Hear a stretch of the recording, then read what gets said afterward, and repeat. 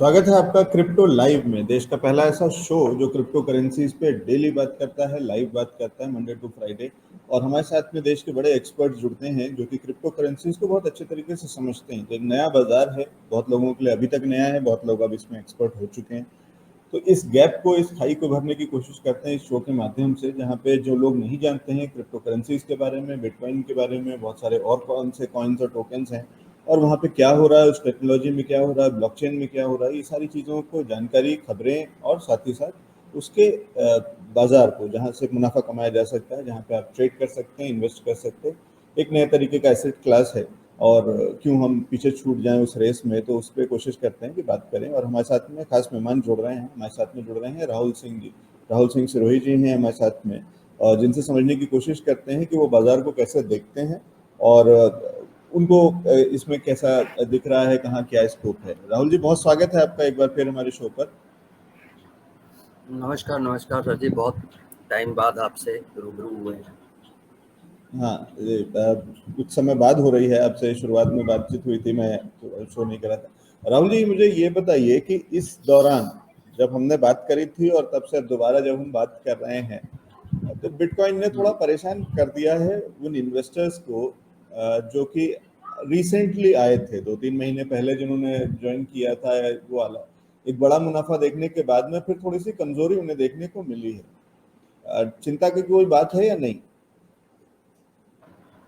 Basically देखिए sir, बीच में मेरी जैसे मैम से डिस्कशन रहा है, तो उनको मैंने इस चीज़ के लिए टाइम टू टाइम डिफाइन किया है कि बिटकॉइन का पूरे साल का मार्क, पूरे 4 साल का एक साइकिल और मंथली साइकिल और वीकली साइकिल, सबके पैटर्न अलग होते हैं। अब नॉर्मली इस टाइम पर जो क्वार्टर के हिसाब से पूरा एक 1 ईयर का साइकिल होता है, तो उसमें ये वाला जो पैटर्न होता है, अगस्त एंड से सितंबर, अक्टूबर, नवंबर, ये 3 मंथ का टाइम पीरियड बिटकॉइन लगभग साइडवे चलता है। और उस साइडवे के अकॉर्डिंग होता क्या है कि बिटकॉइन अक्सर अपना डोमिनेंस कलेक्ट करता है, क्योंकि मैक्सिमम लोग अल्ट कॉइन में ट्रांसफर होते हैं। डोमिनेंस जो भी है मैक्सिमम अल्ट कॉइन्स पर चला जाता है। तो आप अगर इस टाइम पर ग्रोथ देखेंगे, क्योंकि बिटकॉइन तो इम्पैक्ट करता ही है पूरी मार्केट का, ऑलमोस्ट 50-55%, 60% के अराउंड मार्केट डोमिनेंस हमेशा बिटकॉइन के पास होता है। पहली बार ऐसा हुआ है पिछले 12 साल में, इस टाइम पर 40 के अराउंड डोमिनेंस चल रहा है। इसीलिए आप एक जो होती है कि बिटकॉइन की ग्रोथ चार्ट होता है, वो तकरीबन $2000-4000 कोई बहुत बड़ी चीज नहीं है उसके लिए, पर डे के अंदर ऊपर नीचे अप डाउन करना। बट लास्ट काफी टाइम से उसने अपने जितने भी रजिस्ट्रेटिव पॉइंट बनाए हुए हैं, जहां सपोर्ट क्रिएट किया हुआ है, जैसे अभी आप रिसेंट देखेंगे 42 टू 44, 42 टू 44, 42 टू 44, और अगर थोड़ा सा भी कोई न्यूज इम्पैक्ट करती है और अगर वो 44 के आसपास होता है, तो एकदम डाउनवर्ड वो 39,500 या 40 के आसपास आ जाता है। फिर वो अगले एक वीक के लिए वापस रिकवर करता है 44। तो रीजन एक बहुत बड़ा तो एक साइड वाई होता है कि इस टाइम पर मैक्सिमम लोग अल्ट कॉइन्स पर पूरा एक मतलब मोटिव लेके अर्निंग करते हैं, चाहे वो वीकली ट्रेडर हैं, डेली ट्रेडर्स हैं, या आप इसको लेंगे क्वार्टरली ट्रेडर्स हैं, क्योंकि ईयरली जो ईयर एंड दिवाली का मौका भी होता है, इस टाइम पर एक अच्छी ग्रोथ में मिलती है मल्टीपल कॉइन्स के थ्रू। तो लोग ज्यादातर अल्ट्स में मल्टीप्लायर के रीजन से अच्छा इन्वेस्ट करते हैं। तो बिटकॉइन अभी थोड़ा सा परेशान करेगा ऐसे ही, और लगभग लगभग अक्टूबर तक रहेगा। और कुछ एक चांसेस, जैसे अभी मार्केट में काफी न्यूज भी हैं, वन ऑफ दैम आपने अगर सुना होगा, एक तो एवरग्रांडे का केस हुआ है जो काफी बड़ा मार्केट में उसने इम्पैक्ट किया है। दूसरा अभी जो रिसेंट में चाइना ने बिल्कुल, क्योंकि चाइना का तो खैर एक नाम ही है कि बैन के नाम पर उसके पास में रिकॉर्ड बन गए हैं कि जब कुछ नहीं आता तो क्रिप्टो को बैन कर दो। और आई थिंक 2011 मेरा इनिशियल ईयर था, तो मैं उस टाइम ज्यादा नहीं मालूम है, लेकिन 2012 के बाद से ये चीज मेरे लिए कॉमन है। सुनता ही आ रहा हूँ चाइना बैन कर देता है, कभी 4 दिन के लिए, कभी 4 महीने के लिए। और अब की बार उसने इम्पैक्ट बड़ा हार्डली लिया है। पहले माइनिंग बैन की, वहाँ से सारे हटा दिए। अभी रिसेंट में 2 दिन से न्यूज़ चल रही है, कॉइन गीको ने, जैसे कॉइन मार्केट कैप है, कॉइन गीको भी कॉइन की सारी डिक्लेरेशंस देता है, तो कॉइन गीको ने चाइना से अपना सेटअप हटा दिया है और वो वीपीएन पे ऑपरेट करने पर आ गया है। और अभी जो one of the biggest chip mining company machines mine जो माइनिंग के लिए डेवलप करती थी, उसने भी अलीबाबा से अपना सिस्टम हटा दिया है मशीन माइनिंग सेल्स के लिए। तो ये एक मार्केट में ऑब्वियस है, जो लोग नए हैं, क्योंकि हर साल का एक रेशियो काउंट करेंगे तो ऑलमोस्ट 45-50% मार्केट न्यू एंटर करती है। धीरे धीरे जैसे ही जाएंगे ये एक्सपोनेंशियल ग्रोथ में जाएगी।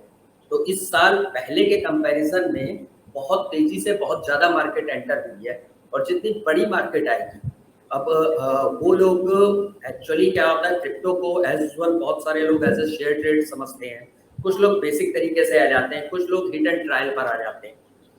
बिना एजुकेशन, बिना स्टडी के तो किसी भी चीज़ में आप एंट्री करना एक तरीके से रिस्क के बराबर है। और crypto is the biggest risk, biggest game, biggest earning potential. तो यहाँ पर आपको स्टडी करना बहुत जरूरी है। बहुत सारे फंडामेंटल्स काम करते हैं यहाँ पर, प्रोजेक्ट्स के ऊपर फंडामेंटल्स काम करते हैं, आपकी रिसर्च होनी चाहिए। अगर आपके पास में उतने जानकारी नहीं है तो बहुत सारे इन्फ्लुएंसर्स हैं, आप उनसे अटैच्ड हो सकते हैं, उनको फॉलो कर सकते हैं, उनका क्या क्या न्यूज़ मार्केट में चल रही है, तब आप इन्वेस्ट करें तो थोड़ा सा बेटर होगा। क्रिप्टो में एक प्लस पॉइंट जरूर है, जो थोड़ा सा स्टॉक शेयर्स में उतना अच्छा नहीं रहता है, बिकॉज मैं भी पहले स्टॉक शेयर फॉरेक्स पे काम किया करता था। लास्ट 8+ ईयर से क्रिप्टो पर ही काम कर रहा हूँ। तो क्रिप्टो का एक बहुत बढ़िया फायदा है कि अगर आपको कुछ नहीं पता और अगर आपको ये लगता है कि ये कॉइन अच्छा है, या किसी ने इन्फ्लुएंस किया है या आपने स्टडी किया है, तो सर उसको आप कम से कम 1 साल और मैक्सिमम 2-3 साल होल्ड कर दो, सर वो आपको बहुत अच्छा बेनिफिट ऑटोमेटिक दे देगा। लेकिन वहाँ भी फंडामेंटल्स की जरूरत आपको जरूरी है। ठीक है, एक मोटा जो मैं एक फॉर्मूला या एक बॉटम लाइन मान के चलूं, जो आप कह रहे हैं कि फंडामेंटल्स का मतलब एक स्ट्रॉन्ग कॉइन के अंदर में अगर आप हैं तो आप कहीं ना कहीं आप मुनाफा तो कमा ही लेंगे। टाइम हो सकता है कि ज्यादा लगे और बीच में फ्लक्चुएशन जो आएंगे वो केवल फ्लक्चुएशंस होंगे, और ये बहुत ही कॉमन फिनोमेना है, क्योंकि आप क्रिप्टो करेंसीज के साथ में आप काम कर रहे हैं तो वो वोलेटिलिटी यहाँ पे ज्यादा होगी एज कंपेयर टू किसी और इंडेक्स, किसी और स्टॉक, किसी और एसेट क्लास के।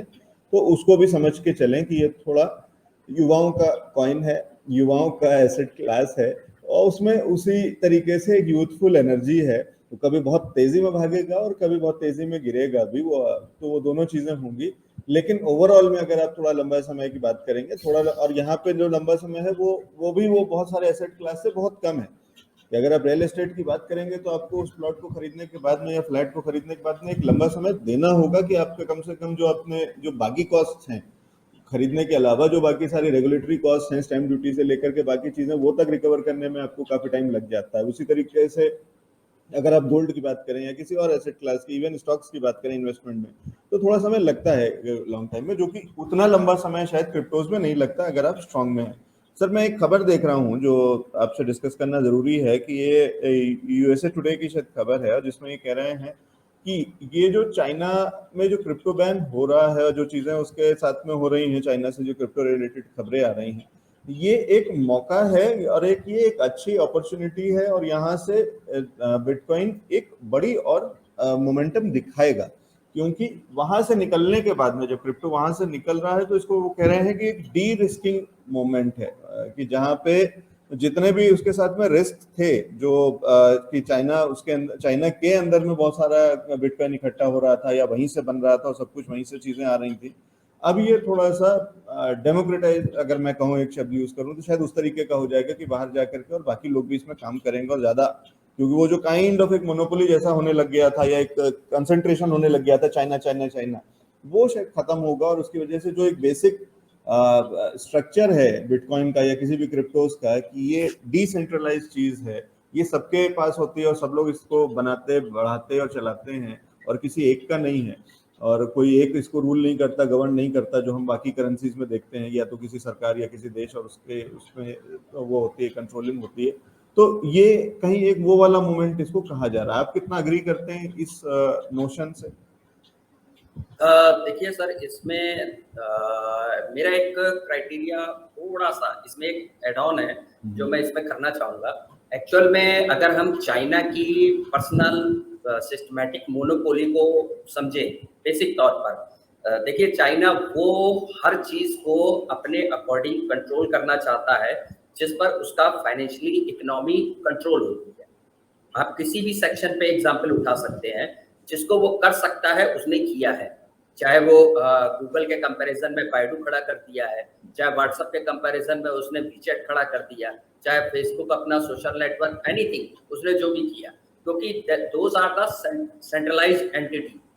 चाइना ने शुरू से बिटकॉइन को भी वही करने की कोशिश की कि मैक्सिमम माइनिंग स्टार्टअप अगर आप लेंगे तो आपके आंट माइनर एंड जो बिगेस्ट सातोशी पूल और F2 पूल, ये सारे लोग जो स्टार्टअप माइनर्स थे मैक्सिमम चाइना के अंदर डोमिनेंस पर थे।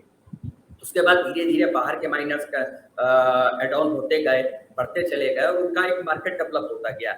उसके बावजूद भी लगभग 65-70% जो अभी रिमूव हुआ है वो तकरीबन चाइना में ही था। अब अगर इसको एक एंगल आप देख रहे हैं कि चाइना ने अपना एक अपॉर्चुनिटी को डिनाई कर दिया है और भगा दिया है, लेकिन इसका एक सर दूसरा पहलू भी है। दूसरा पहलू ये है कि चाइना ने इतने टाइम तक जो पूरा कैलकुलेशन निकाला कि उसने ये देखा कि इसको आप एक सर्टेन टाइम तक बैन कर सकते हो, परमानेंटली इसको रिमूव नहीं कर सकते ड्यू टू द डिसेंट्रलाइजेशन। तो उसने तब तक अपने यहाँ से बिल्कुल कोई रिस्ट्रिक्ट कदम नहीं उठाया जब तक उसकी एक major part of supply market में नहीं आई। तो 90% सप्लाई मार्केट में कॉइन की आ चुकी है, जो 10% सप्लाई आनी है उसके लिए 104 साल की फाइट है। तो उसके प्रॉपर रीजंस पे कि मेरी चाइना की इलेक्ट्रिसिटी एंड मेजर इश्यूज पे उसका इम्पैक्ट पड़ेगा, बहुत सारे अदर इंडस्ट्रीज पे इम्पैक्ट पड़ेगा। तो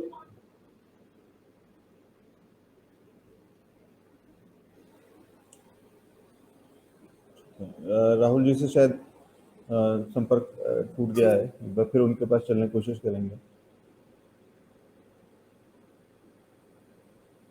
ठीक है, एक बार फिर कोशिश करेंगे उनसे कनेक्ट करने की। तब तक एक नज़र डालते हैं बाकी कॉइन्स पे। और जो दिनेश जी पूछ रहे हैं कि मैटिक, सोल और कार्डानो, तो अभी जैसे ही वो कनेक्ट होते हैं तो उनसे एक बार समझने की कोशिश करेंगे। लेकिन मैटिक में जितना देख पा रहा हूँ दिनेश जी, एक साइडवेज मूवमेंट है, कहीं कुछ बहुत स्ट्रेंथ भी नहीं दिख रही है ओवरऑल चार्ट में और बहुत वीकनेस भी नहीं दिख रही है। तो वो जो एक काइंड ऑफ एक कंसोलिडेशन एक रेंज के अंदर में फंसा हुआ है और यहाँ से कब निकलेगा, तो इसलिए थोड़ा मेरा पर्सनल व्यू शायद इसमें कम से कम नए निवेश का तो बिल्कुल भी नहीं होगा।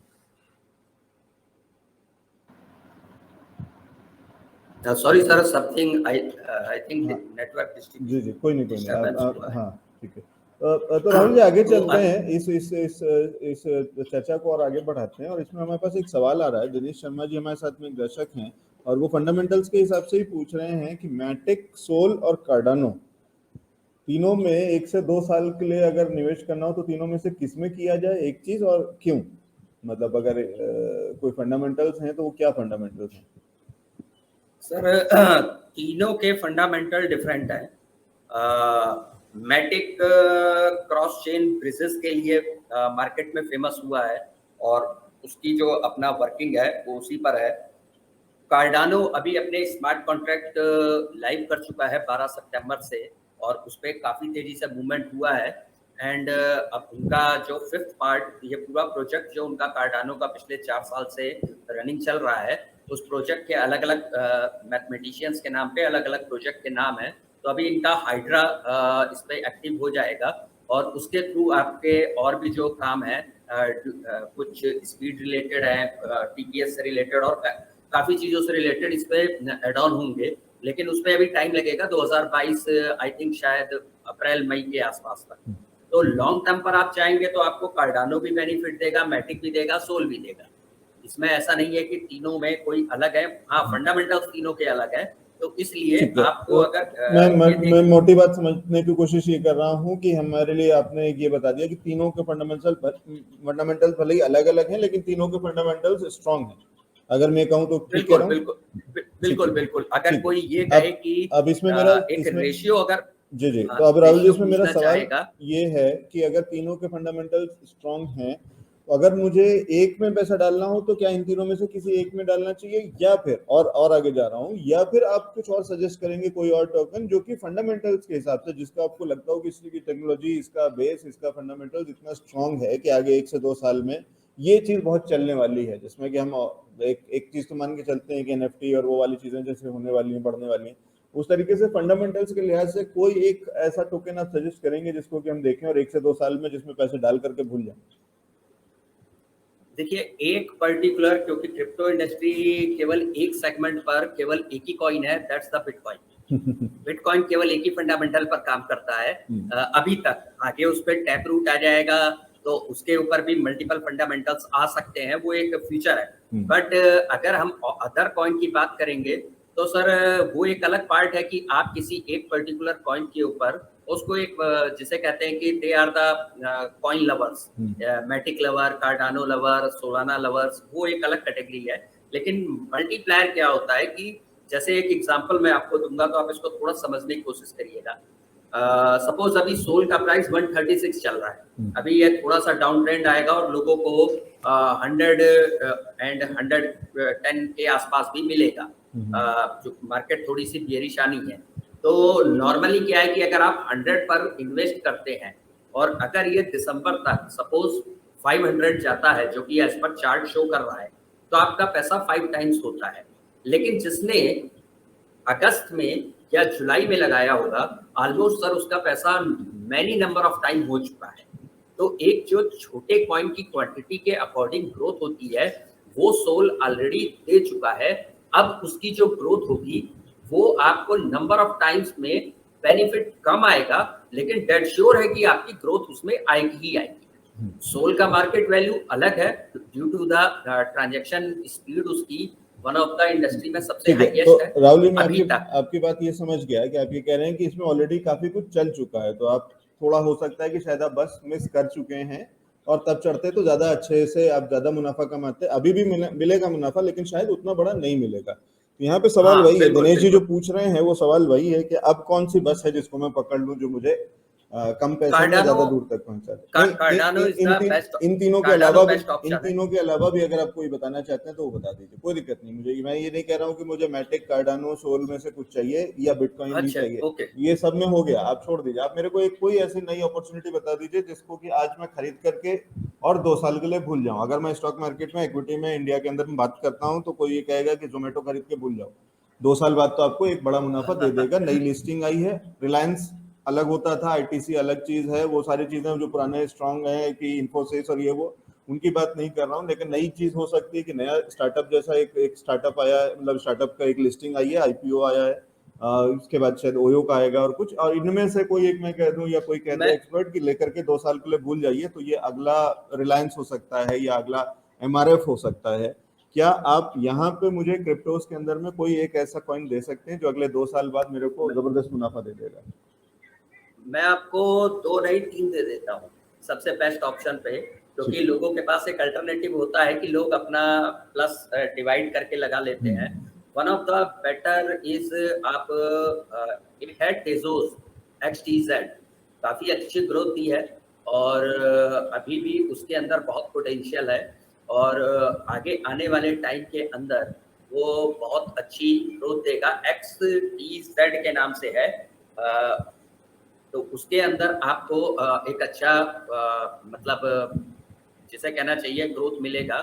और प्राइस की अगर हम बात करें तो थोड़ा सा इसको अभी अगर मतलब मार्केट बेरिश आने के मूड में है तो उस टाइम पर पिक करेंगे तो जो अभी आपका $6 का प्राइस है, ये आपको तकरीबन तकरीबन 5.2 5.5 के अराउंड मिल सकता है और एक अच्छे प्राइस पर इसको आप कलेक्ट कर सकते हैं। ठीक है। दूसरा इसका इसमें कॉइन अगर हम लेंगे, एक सेकेंड राहुल जी, इसका कोड आप जो बता रहे हैं XEH?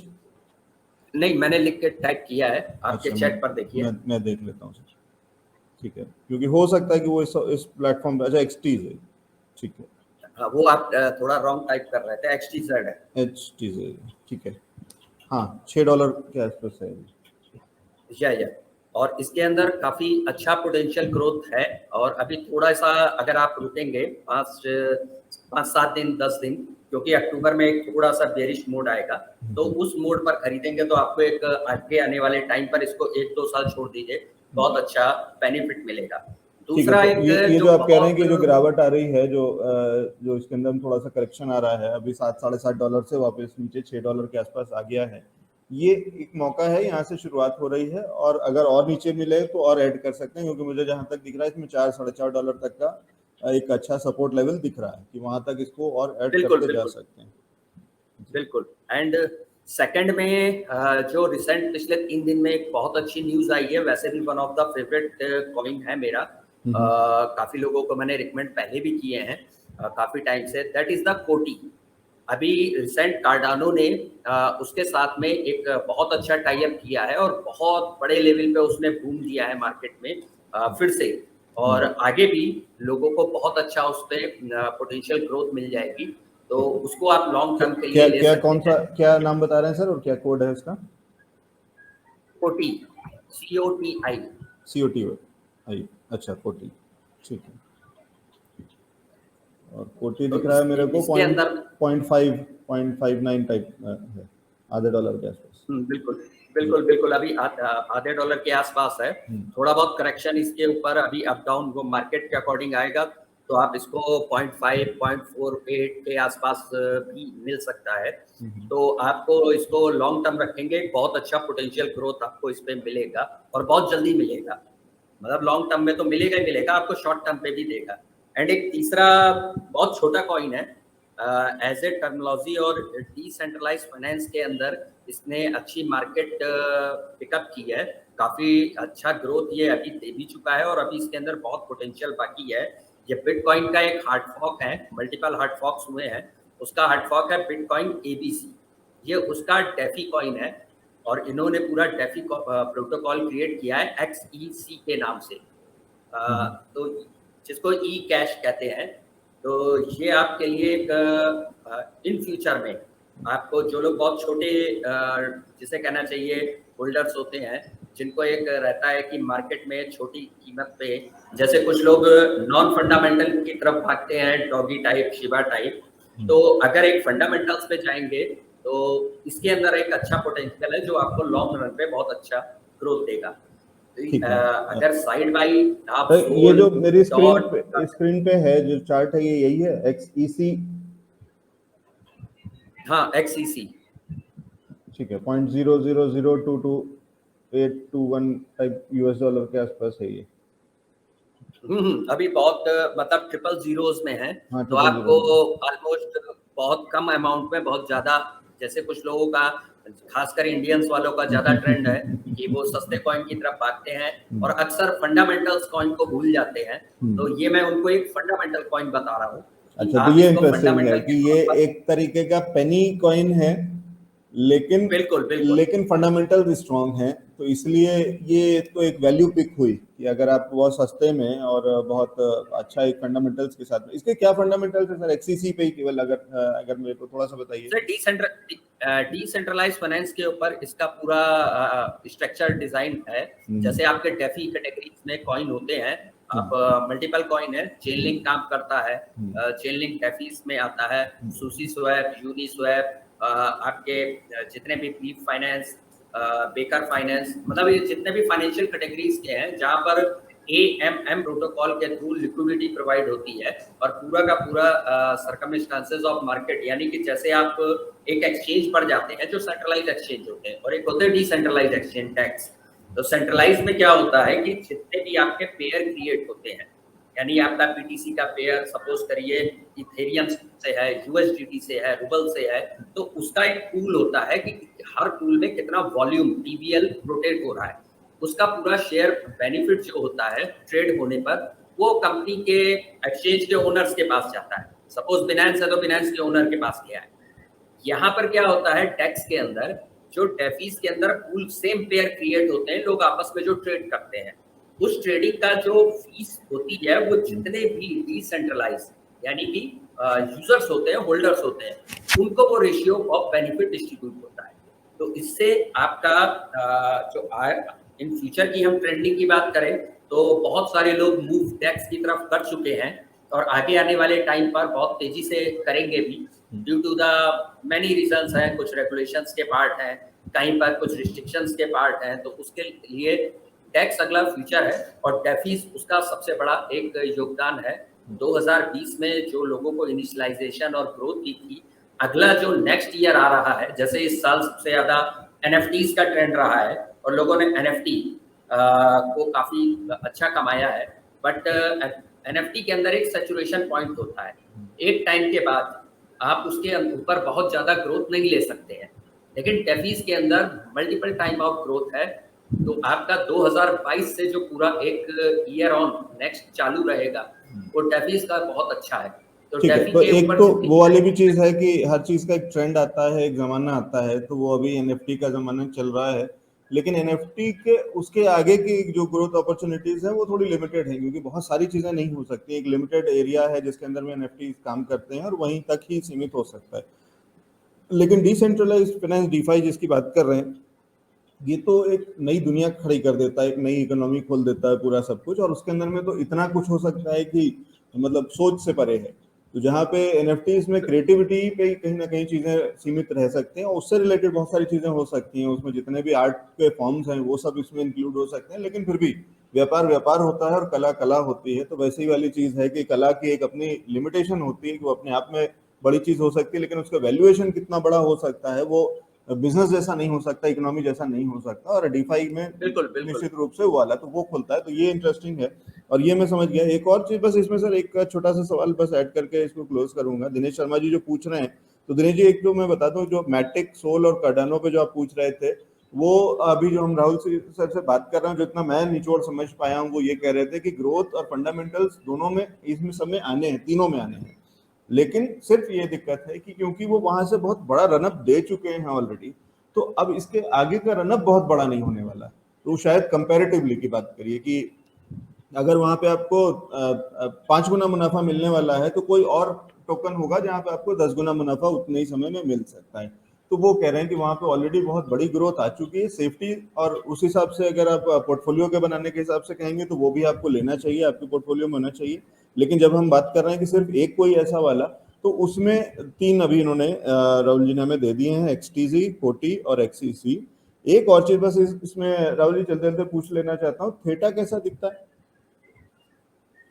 थीटा का फंडामेंटल्स अच्छे हैं और बहुत बढ़िया कॉइन है, और ये मान के चलिए कि इसको आप लॉन्ग टर्म के लिए, ये एक ऐसे कॉइन्स में जैसे कुछ सेलेक्टेड कॉइन होते हैं जो आपके daily, regular, weekly, monthly trade पर भी बहुत अच्छा देते हैं लोगों को परफॉर्मेंस, जिसमें से एक एक्सटीजेड मैंने जैसे बताया था, पुल्का डॉट है, कार्डानो है, सोल है, ये सब रेगुलर भी ग्रोथ देते हैं। उसमें उसी तरीके से आपने अभी जो थीटा है, इसको अगर आप लॉन्ग टर्म पर होल्ड मारेंगे तो इसके अंदर बहुत अच्छा एक पोटेंशियल ग्रोथ, क्योंकि इसकी एक कैटेगरी अपनी बहुत यूनिक है, डिफरेंट है, और उस फंडामेंटल के तौर पर इसको आपका लॉन्ग टर्म के अंदर अच्छा एक बेनिफिट दे के जाएगा आपको। इस कैटेगरी में अगर हम बात करें तो ज़्यादा अभी मार्केट में कॉइन डेवलप्ड नहीं हुए हैं, मतलब एक परमानेंटली, जैसे अगर हम बात करें, जैसे आपका यूट्यूब है, यूट्यूब हो गया आपका, टोटल आज लाइव भी करता है, ब्रॉडकास्ट भी करता है, सारी की सारी चीज़ें करता है। अब यही प्लेटफॉर्म आज की डेट में आपको कहा जाए कि ब्लॉकचेन इंडस्ट्री पर आ जाता है, तो वन ऑफ द यूनिकनेस, छोटे छोटे कई प्रोजेक्ट आए हैं लेकिन वो उतने सक्सेसफुल हो नहीं पाए। थीटा ने जो अपनी एक मार्केट क्रिएट की है और आगे आने वाला फ्यूचर क्योंकि सारा ब्लॉकचेन पर ही आना है डिसेंट्रलाइज मोड में, तो थीटा उसके लिए बहुत बड़ा एक आगे के टाइम पर मार्केट डिसाइड करेगा। लोग काफ़ी इकोसिस्टम इसका बिल्ड होने वाला है, तो आप इसको इन फ्यूचर के तौर पर एक अच्छी ग्रोथ के लिए, क्योंकि प्राइस भी बहुत कम है, और अगर आप इसको 2-3 साल प्लस लेकर छोड़ देंगे तो आपको मल्टीप्लायर में बेनिफिट देगा ही। निश्चित रूप से देगा, क्योंकि अच्छे डिस्काउंट पे मिल रहा है। $14 तक का होकर के आया है, 15 बिल्कुल बिल्कुल बिल्कुल 1580 1588 तक का हाई लगाया था, 52 वीक हाई, और अभी 490 पे मिल रहा है, मतलब एक बहुत ही डिस्काउंट पे मिल रहा है, लेकिन सपोर्ट लेवल्स पे भी है। तो 4 के आसपास का मेरे को जो सपोर्ट दिख रहा है, बल्कि 3-3-20 का सपोर्ट दिख रहा है। हाँ, 3-3-20 3.5 का है। और अभी तकरीबन क्योंकि अक्टूबर में तकरीबन 10-12 दिन के अंदर मार्केट थोड़ा बेरिश आनी है, तो मैक्सिमम पॉइंट जो एक फंडामेंटल्स की हैं उनके अंदर बहुत ज्यादा गिरावट नहीं होगी, बट एक आपको एक जो उनका बेसिक सपोर्ट है उस लेवल पर आपको मिल जाएंगे। तो आप चाहें तो एक्यूमुलेट कर सकते हैं कि आज आपने इन्वेस्ट कर लिया कुछ, और जिस टाइम पर आएगा तो थोड़ा और डबल करके इन्वेस्ट कर लिया, तो आपका प्राइस एक्यूमुलेट हो जाएगा और लॉन्ग टर्मोलॉजी पर आप इसको होल्डिंग दे सकते हैं।